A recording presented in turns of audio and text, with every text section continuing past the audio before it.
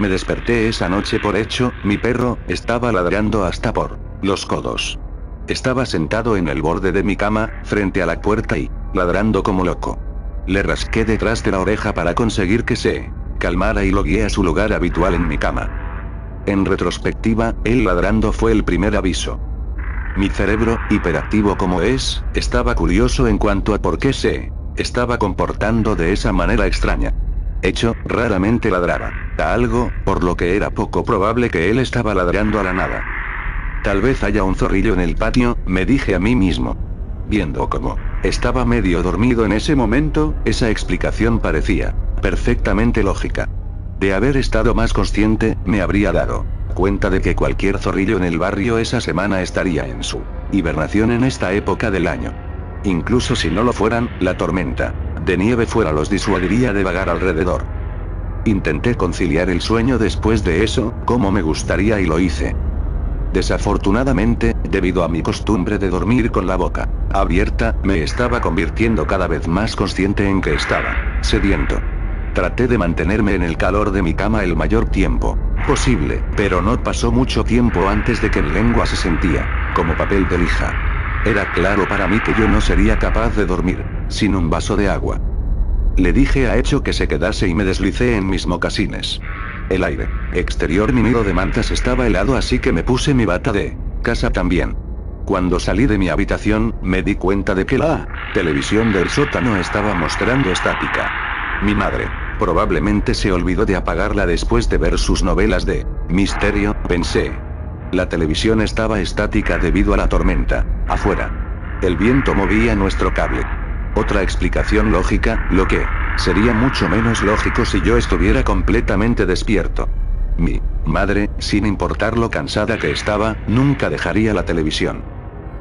Ella es demasiado meticulosa para hacer algo así. En mi cerebro con sueño, sin embargo, tenía mucho sentido. No pude encontrar la distancia del televisor, ya que la habitación estaba a oscuras y yo no me quería cegar accidentalmente a mí mismo mediante la activación de las luces, así que dejé el televisor. Subí las escaleras hasta el rellano, que fue bañado en un resplandor naranja, proyectada por las farolas que se refleja de las nubes de arriba. Desde aquí arriba, pude oír el sonido del viento contra las paredes de la casa. Yo estaba empezando a despertar un poco. Me di cuenta de que la cerradura de la puerta estaba cerrada con llave. Esa fue mi última advertencia. Mis padres pensaban que no era necesario, con la tormenta y todo. Las semillas de la duda comenzaron a formarse en mi mente. Yo sabía que ese no era el caso. Algunos de los nuevos vecinos han sido sospechosos de irrumpir en las casas de las personas y robar su licor. Mis padres, siendo coleccionistas de vinos de calidad, han hecho que sea un hábito bloquear el cerrojo de seguridad todas las noches durante los últimos meses, incluso cuando el acto era completamente inútil. Mi cerebro consciente estaba empezando a despertar, comenzando a notar estas cosas. Una sensación de malestar comenzó a acumularse en mis entrañas. Aún así, después de bloquear el cerrojo, seguí a la cocina. Desde la cocina, que tenía una visión clara de la sala de estar, llené un vaso vacío con agua de la pileta. No solo me di cuenta de que la televisión de aquí también muestra estática, sino que había una figura sentada en el sofá. No te preocupes, me puse nerviosa, eso es solo papá. Ha estado caminando dormido de nuevo. Esta vez, yo era plenamente consciente de las fallas en esta explicación lógica. El hecho de que la figura en el sofá era calvo y regordete, mientras mi padre es delgado y su cabello es normal. El hecho de que mi padre ha estado tomando medicamentos para prevenir su sonambulismo. El hecho de que yo podía oír sus ronquidos en la habitación de mis padres. Traté de hacer caso omiso de estos pensamientos, para empujarlos a la parte trasera de mi mente como lo había hecho antes. Esta vez, no funcionó. Puse suavemente mi vaso sobre el mostrador de la cocina. Tenía las manos frías y pegajosas, temblando de terror. Mi ritmo cardíaco aumentaba y mi respiración era rápida. Incluso en la confusión del momento, yo sabía que esto no era solo un ladrón ordinario, dudaba que la cosa en el sofá era incluso humana. Cogí el teléfono para llamar al 911, solo para descubrir que no podía conseguir cualquier servicio, debido a la tormenta. Frustrada y confundida, mis dedos empezaron a empujar al azar botones del teclado. Fue entonces cuando oí a la cosa. El sonido no era muy fuerte, pero fue suficiente para que se me helara la sangre y enviara un sudor pegajoso por mi espalda. Era el sonido de huesos que hacen al estallar, no solo unos pocos, ya sea que sonaba como un cuarto entero lleno de gente, y el craqueo de sus cuellos, espaldas y los nudillos de una vez. Volví, desde el teléfono inútil, a buscar a la criatura por primera vez. Ahora estaba de pie, frente a mí e iluminado por el resplandor anaranjado de la ventana de la sala de estar.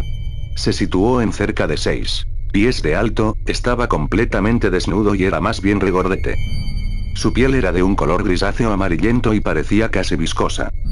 Brazos de la criatura colgaban como si fueran sin hueso y al final de cada uno era un desastre nudoso de dedos. La peor parte de la criatura, sin embargo, era su cara. La cosa no tenía nariz, solo 2 ranuras, donde sus ventanas de la nariz estarían. Sus ojos eran huecos, orbes blancos que parecían demasiado grandes para el resto de su cara. En cuanto a su boca, bueno, en realidad no la tiene. Parecía como si toda su mandíbula inferior había sido eliminada limpiamente fuera el resto de su cara, dejando una hinchada lengua rosada colgando contra su cuello. La criatura empezó a caminar hacia mí, haciendo un sonido horrible con cada paso. Parecía que estaba tratando de hablar conmigo, pero sin su mandíbula, la lengua solo podía retorcerse alrededor sin poder hacer nada, como gemidos siniestros que escapaban de su garganta. Hice lo que cualquier otra persona haría en esa situación. Corrí como el infierno. Cuando llegué al rellano, cerré la puerta y llegué al primer piso. Tenía 3 opciones. Podía entregarme a la criatura, podría correr escaleras abajo, que eventualmente llevaría a un callejón sin salida, o podría correr al aire libre y se enfrentar a una de las peores tormentas de nieve de la década. Ninguno de mis opciones eran deseables, pero yo sabía que yo estaría muerta de todos modos si seguía allí de pie. No tuve mucho tiempo para elegir, sin embargo, ya que la puerta entre mi persona y la criatura se abrió, revelando esa cosa en todo su esplendor grotesco. Empezó a bajar las escaleras hacia mí.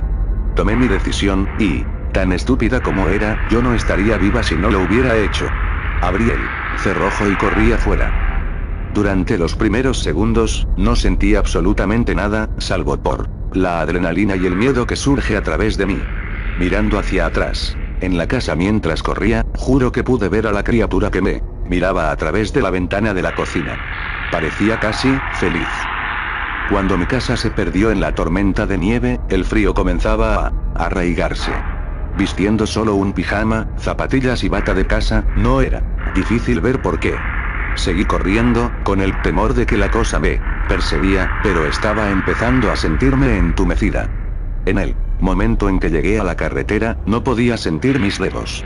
Me di cuenta de los faros y que no podía sentir mis dedos de los pies. En el momento en que el vehículo se detuvo frente a mí, todo estaba empezando a quedar en negro. Me desperté varias horas más tarde con el sonido de un pitido de máquina. Al principio, pensé que todo era una pesadilla, que estaba de vuelta en mi cama y que mi despertador me estaba diciendo que debía despertar e ir a la escuela. Empecé a recuperar la conciencia y me di cuenta que ya no estaba usando mis pijamas, más bien que llevaba una bata de hospital. Había una enfermera de pie encima de mí, revisando mis entrañas. Al parecer, un conductor de la grúa me había encontrado en su camino a un trabajo. Él hizo lo que nadie más haría si encontraba a una adolescente corriendo como el demonio en medio de una tormenta de nieve en la medianoche y me llevó al hospital cercano. Fui admitida en la sala de emergencia con graves congelaciones y un caso moderado de la hipotermia. Mis padres se pusieron en contacto de inmediato y en un principio, parecía que iba a volver a casa de nuevo. Es decir, hasta que los médicos preguntaron por qué estaba fuera en pijama en primer lugar. Yo les conté la historia ya que no podía pensar en ninguna excusa que sonara menos loca. Como era de esperar, fui enviada a la sala de la psique. Ahí es donde estoy escribiendo esto ahora. Los médicos pueden llegar a cualquier número de explicaciones lógicas. Me pueden decir que yo estaba alucinando, que estaba teniendo una pesadilla, que yo estaba demasiada estresada. Con un título de médico, se puede explicar cualquier Fenómeno no natural con suficientes píldoras y recetas.